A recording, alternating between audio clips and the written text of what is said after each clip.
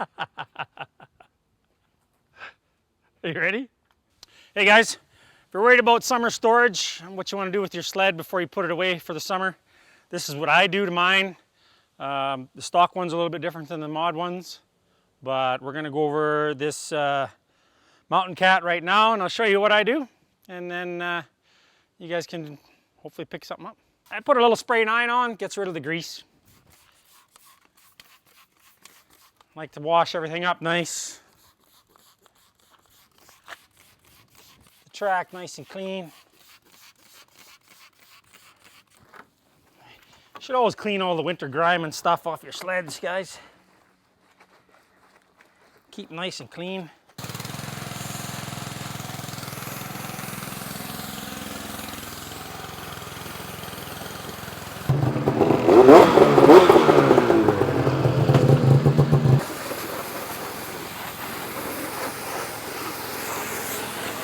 So guys, when I put my sled away for the summer, I like to change the gear case with some brand new gear oil. I put a little bit of fuel stabilizer in the fuel tank, and I also grease the suspension with a low temp grease just so it's ready for next winter. Of course, I'll put links to all these products in the description.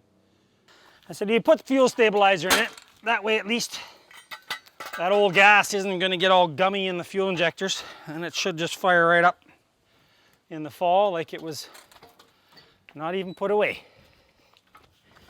Of course, you can't do this on a Polaris or you'll wreck the belt. But you can do it on a Cat and a Skidoo. Run the sled on a stand. You can't run a Polaris with the belt drive on a stand, or it melts the belt. Well, apparently I can't do it on this one either. Jesus, I'm having all kinds of trouble today. So of course, read the instructions. There's not much fuel left in here, so we're going to run, what is that, 50 milliliters.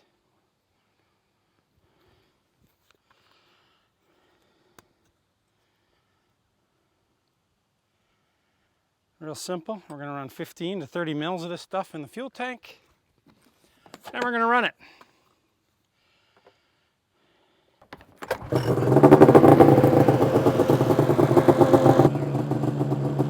So we're just going to run the sled a little bit.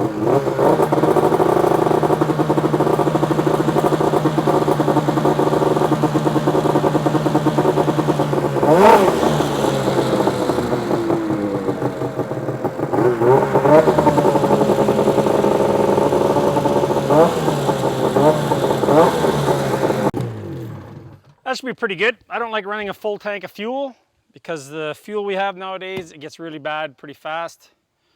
So I run, just leave a gallon or 2 in there with some stabilizer, good to go. We're gonna let the sled dry a little bit, and then I'm gonna grease it because grease doesn't stick to water.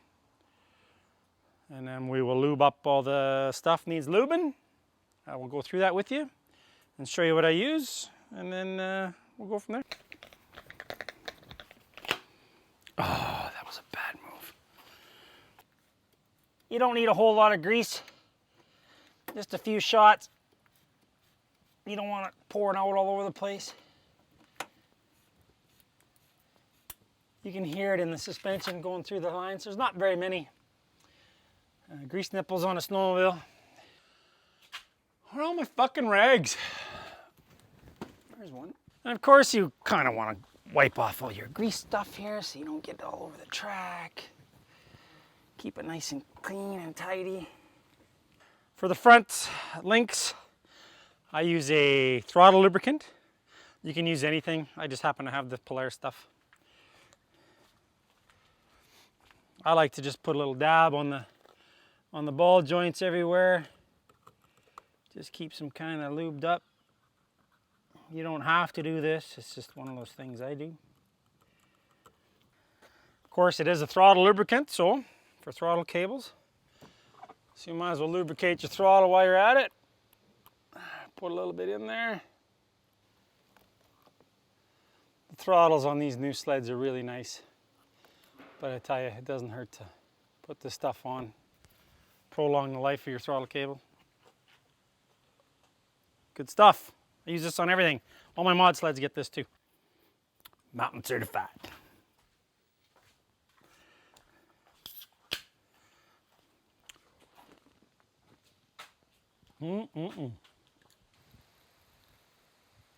So, as Carl Kuster once said, the chain case is very important. You should change your oil all the time. In the spring here now, I will change the oil, take the chain case apart, actually inspect the chain and the gears, make sure everything's good for next year, put it back together with some fresh oil, and it's good to go for next fall.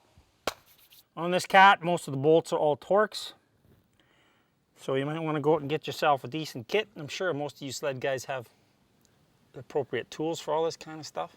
Go for it. It's all metric and it's all Torx.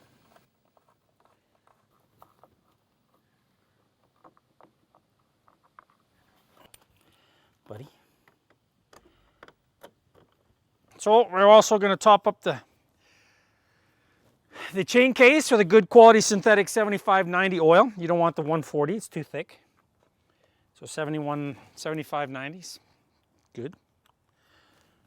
That's all you need.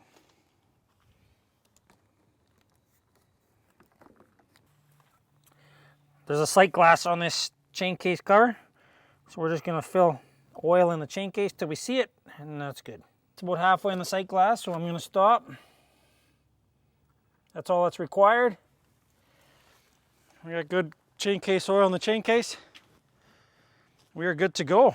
So what we're going to do next, I'm going to put my sled in the trailer, and we're going to take the clutches off.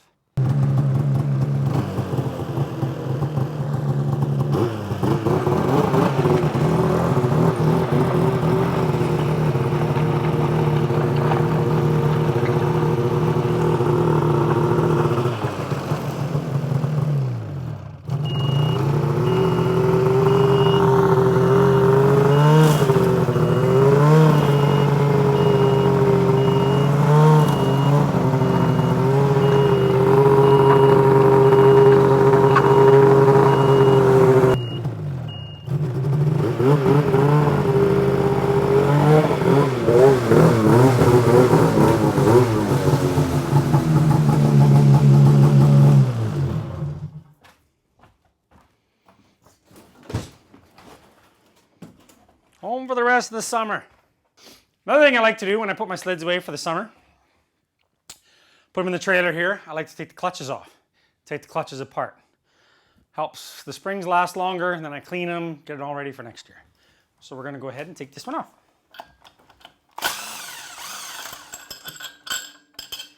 It's the bolt.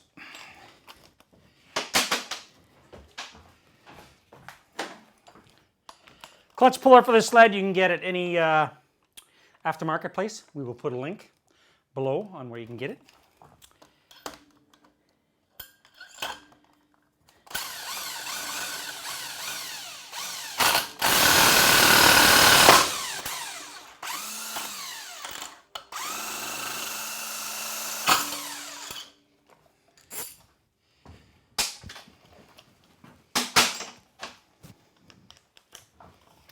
So we're going to pull the primary off.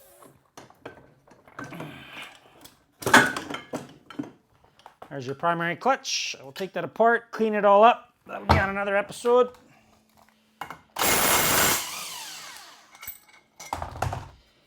Pull the secondary off. It's a little different on this cat.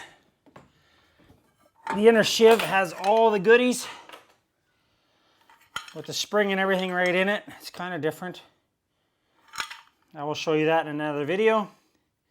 It's not that hard to take apart. Well, there, got the clutches apart. Put this back in there, so I remember where it is. Another thing I like to do is loosen the track off. It doesn't need to be tensioned up, does it? No. You don't have to loosen it a whole lot.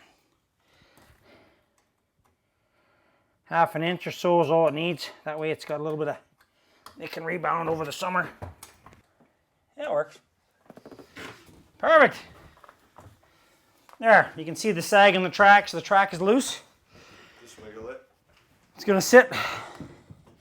Got a nice loose track for the summer.